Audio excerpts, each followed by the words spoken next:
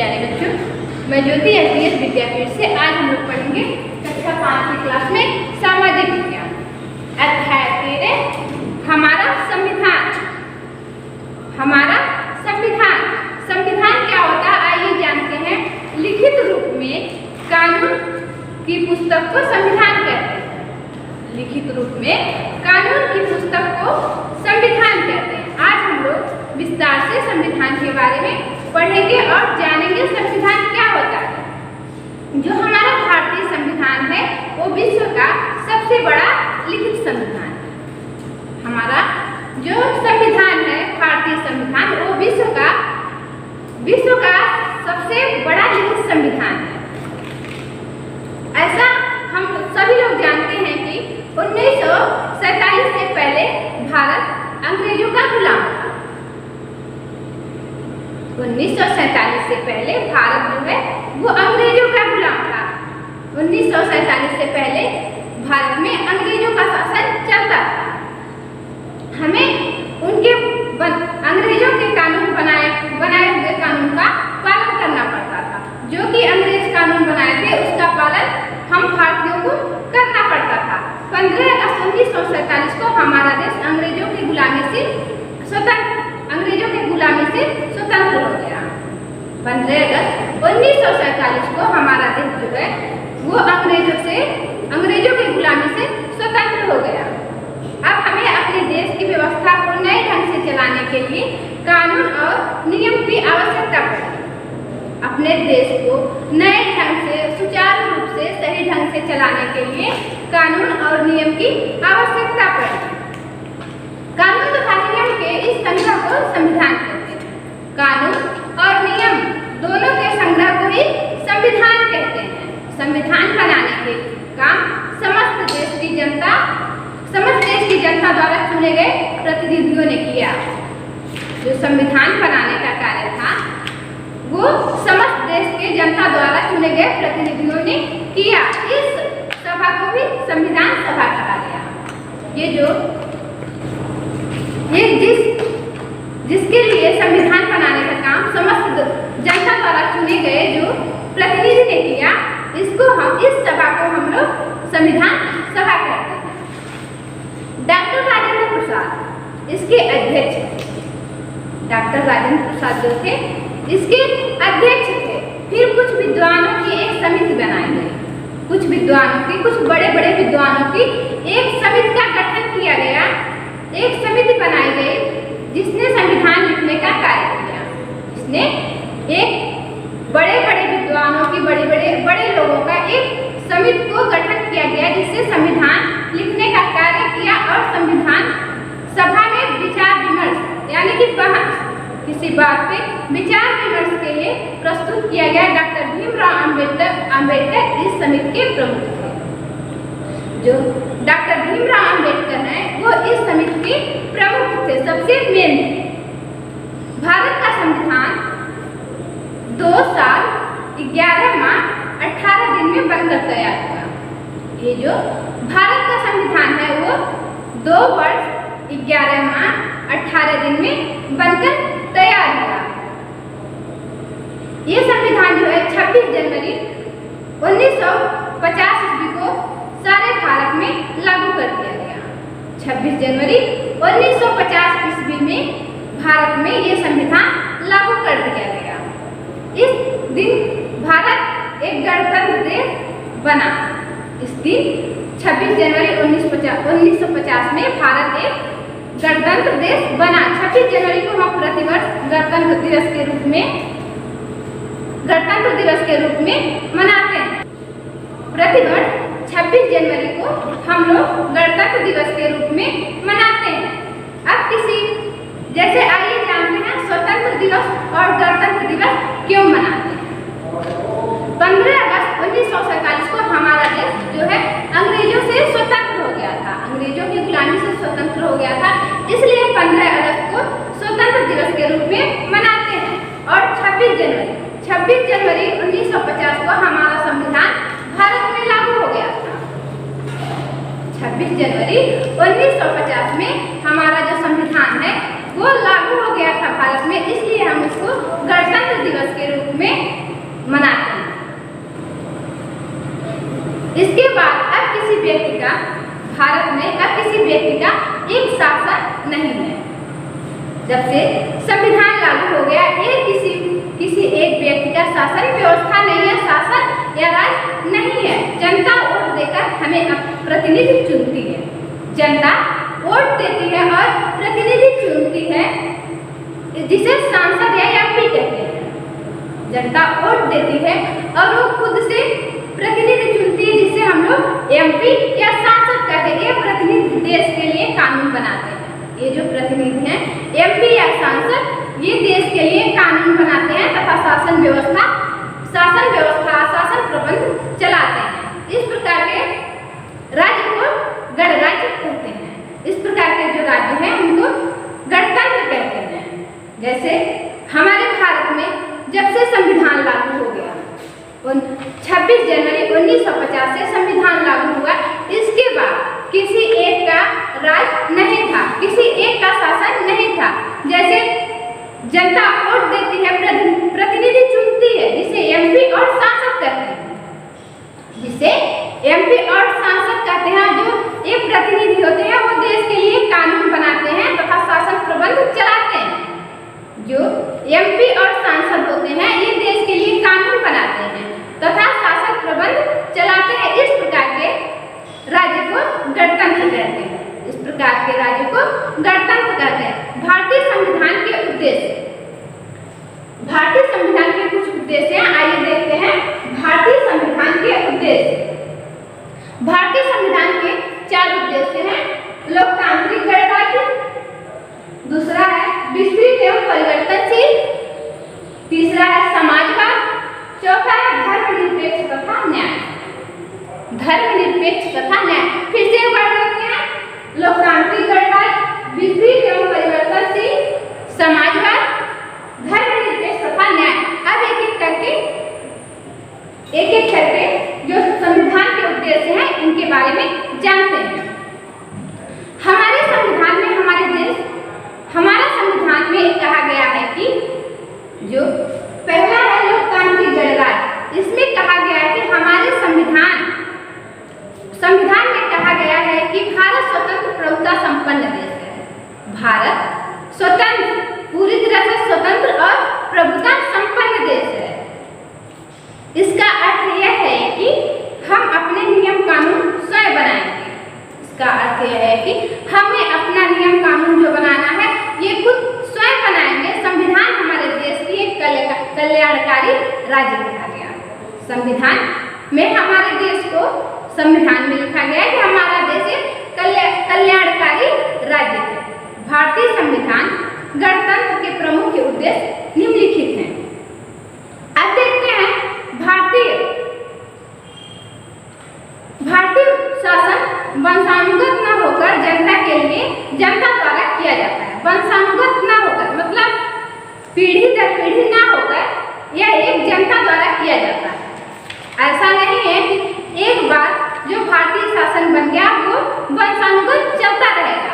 ये जनता द्वारा किया जाता है, जनता के लिए जनता द्वारा किया जाता है। प्रतिनिधि संविधान के नियमों के अनुसार सरकार चलाने का काम करेंगे।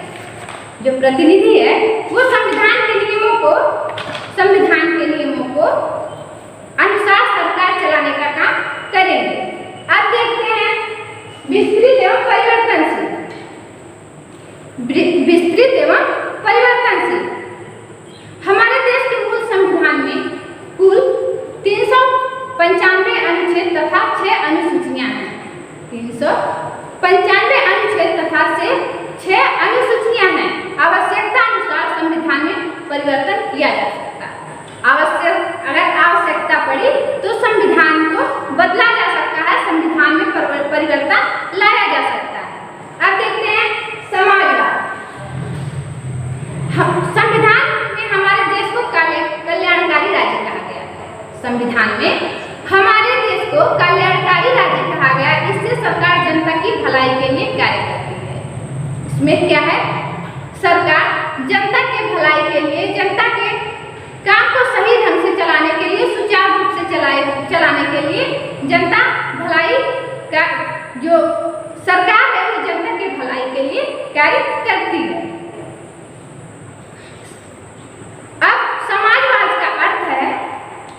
समाजवाद का अर्थ है सबके लिए समान अधिकार तथा समान अवसर। समाजवाद का अर्थ है सबके लिए समान अधिकार, सबको एक समान अधिकार तथा एक समान अवसर मिलना चाहिए। एक समान अधिकार और एक समान अवसर मिलना चाहिए। अब चौथा है धर्मनिरपेक्षता तथा न्याय। धर्मनिरपेक्षता तथा न्याय। सरकार सभी धर्मों को मानने वाले लोगों को साथ समान व्यवहार करेगी।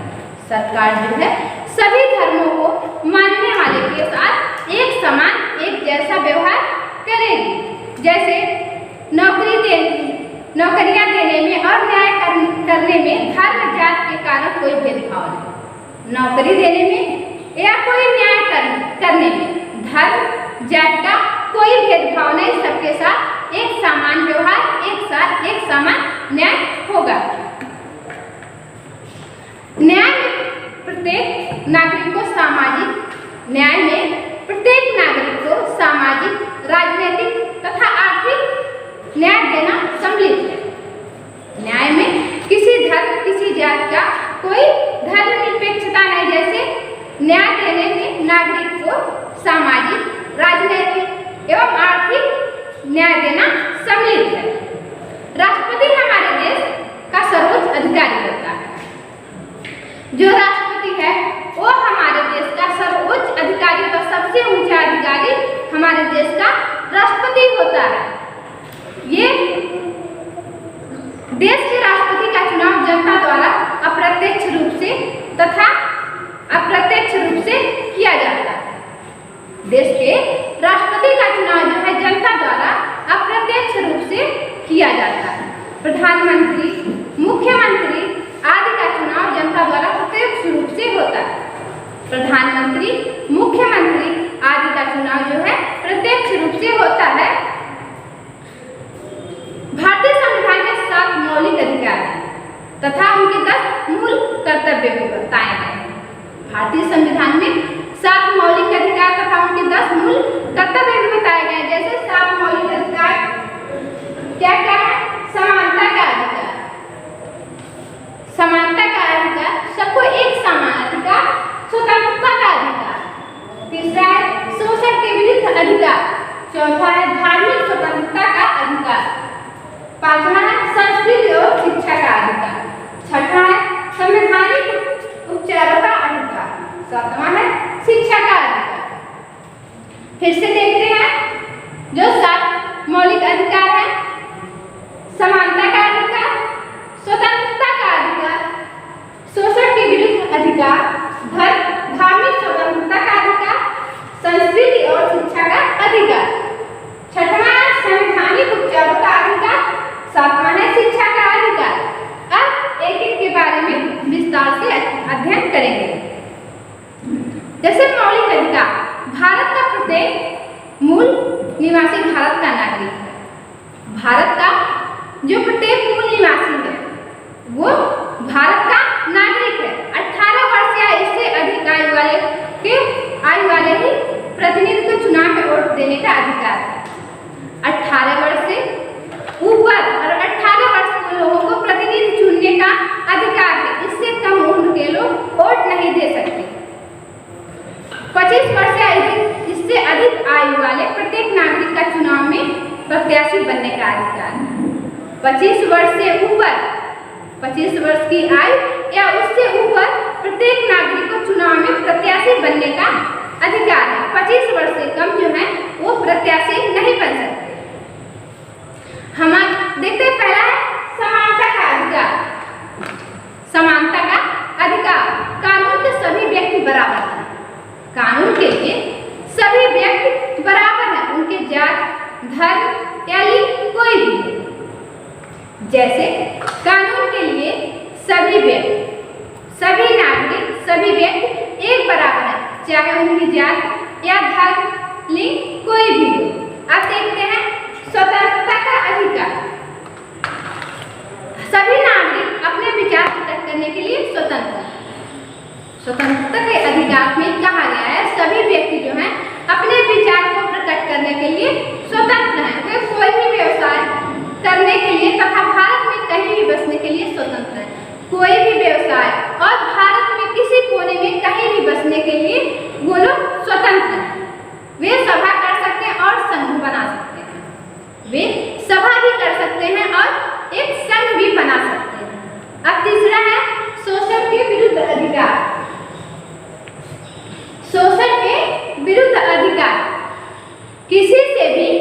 बेगार नहीं ले जा सकते, किसी से भी बेगार नहीं ले जा सकते। 14 वर्ष के कम आयु में बच्चे 14 वर्ष के कम आयु में बच्चे से वेतन देकर भी मजदूरी नहीं कराया जा सकता।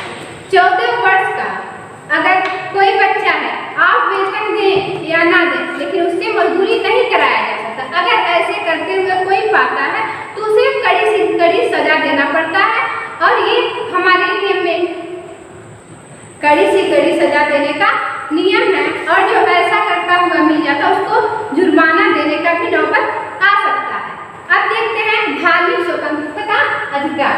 धार्मिक स्वतंत्रता का अधिकार। प्रत्येक नागरिक अपनी इच्छा से धर्म मानने को प्रचार करने के लिए स्वतंत्र।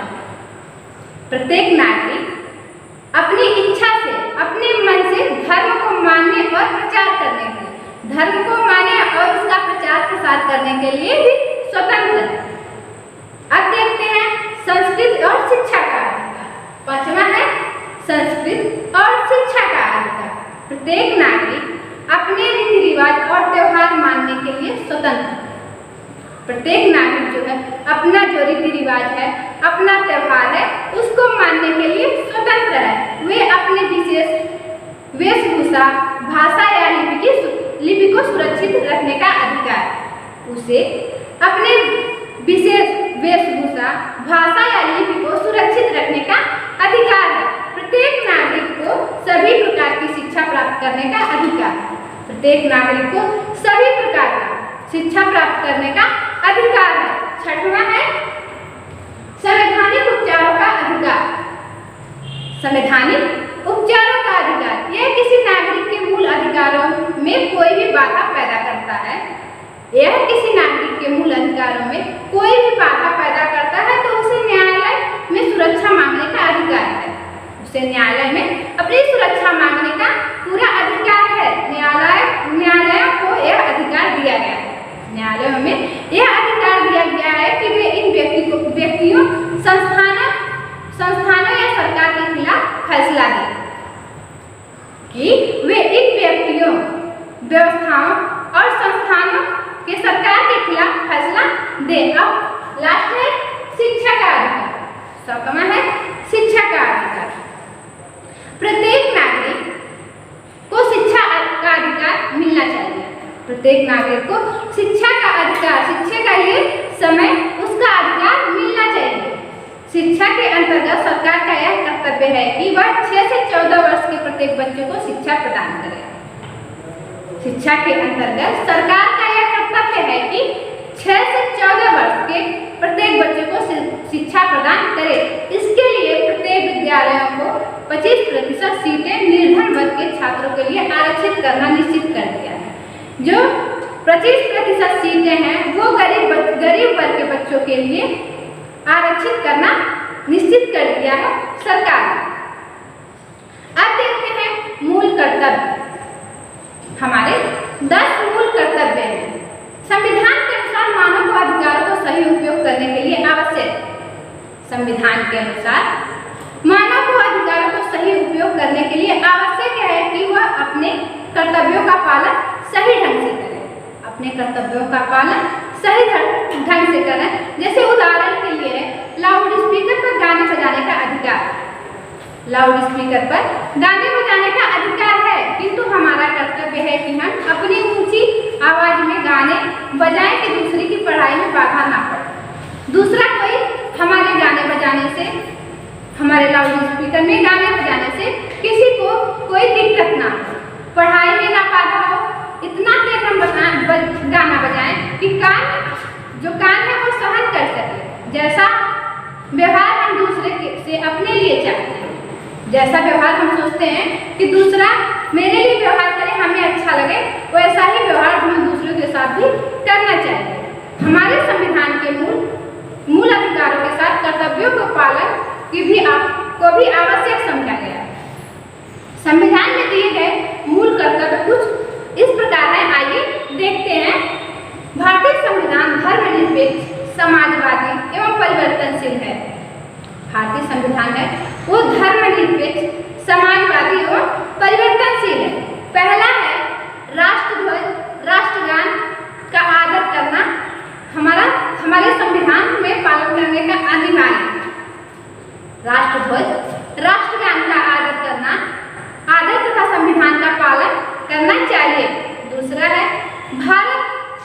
एकता और अखंडता की रक्षा करनी। भारत की एकता और अखंडता की रक्षा करनी चाहिए। तीसरा, हमें अपने देश भारत की रक्षा करनी चाहिए। तीसरा जो मूल कर्तव्य है वो है हमें अपने भारत की रक्षा करनी चाहिए। तीसरा जो है हम अपने देश भारत की रक्षा करनी चाहिए। हम अपने देश को सुरक्षित रखेंगे तो हम भी स्वस्थ रहेंगे और देश भी सुरक्षित रहेगा। अब चौथा है अपने देश की सामाजिक संस्कृति की गौरवशाली परंपरा का महत्व समझना चाहिए। अपने देश की जो सामाजिक संस्कृति है की गौरवशाली परंपरा जो हमारी परंपरा है उसका महत्व समझना चाहिए। पांचवा है भारत के सभी लोगों में समान मातृत्व की भावना का निर्माण कर। भारत के जो सभी लोग हैं वो एक समान मातृत्व की भावना एक समान मिलजुल कर रहना चाहिए। छठवां है स्वतंत्रता के लिए देश के राष्ट्रीय आंदोलन को प्रेरित करने वाले उच्च आदर्शों को हृदय में संजोकर उनका पालन करना चाहिए। छठवां है स्वतंत्रता के लिए देश के राष्ट्रीय आंदोलन को प्रेरित करने वाले उच्च आदर्शों को हृदय में संजोकर उनका पालन करना चाहिए। सातवां है हमें प्राकृतिक पर्यावरण की सुरक्षा करनी चाहिए। जो हमारी प्राकृतिक पर्यावरण है उसकी सुरक्षा करना चाहिए, उसको सुरक्षित रखना चाहिए। आठवां है हमें सार्वजनिक संपत्ति की सुरक्षा करनी चाहिए। जो सार्वजनिक संपत्ति है उसकी सुरक्षा करनी चाहिए। नौवां है हमें वैज्ञानिक दृष्टिकोण तथा ज्ञानार्जन की भावना का विकास करना चाहिए। हमें वैज्ञानिक दृष्टिकोण तथा ज्ञानार्जन की भावना का विकास करना चाहिए, बढ़ाना चाहिए। 10वां और लास्ट है व्यक्तिगत तथा सामूहिक गतिविधियों के सभी क्षेत्रों में उत्कर्ष की ओर बढ़ाने का प्रयास करना चाहिए। व्यक्तिगत तथा सामूहिक गतिविधियों के सभी क्षेत्रों में उत्कर्ष में की ओर बढ़ने का प्रयास करना चाहिए। प्यारे बच्चों, आप लोग पढ़े आज हमारा संविधान आप लोग पढ़ लिए, आप लोगों को समझ में आ गया होगा। इसमें से कुछ ऐसे महत्वपूर्ण क्वेश्चन बनते हैं जो कि एग्जाम में पूछा जाता है। जैसे हमारा संविधान कितने दिनों में बनकर तैयार हुआ था, तो आप लोग लिख सकते हैं, बता सकते हैं हमारा संविधान 2 वर्ष 11 माह 18 दिन में बनकर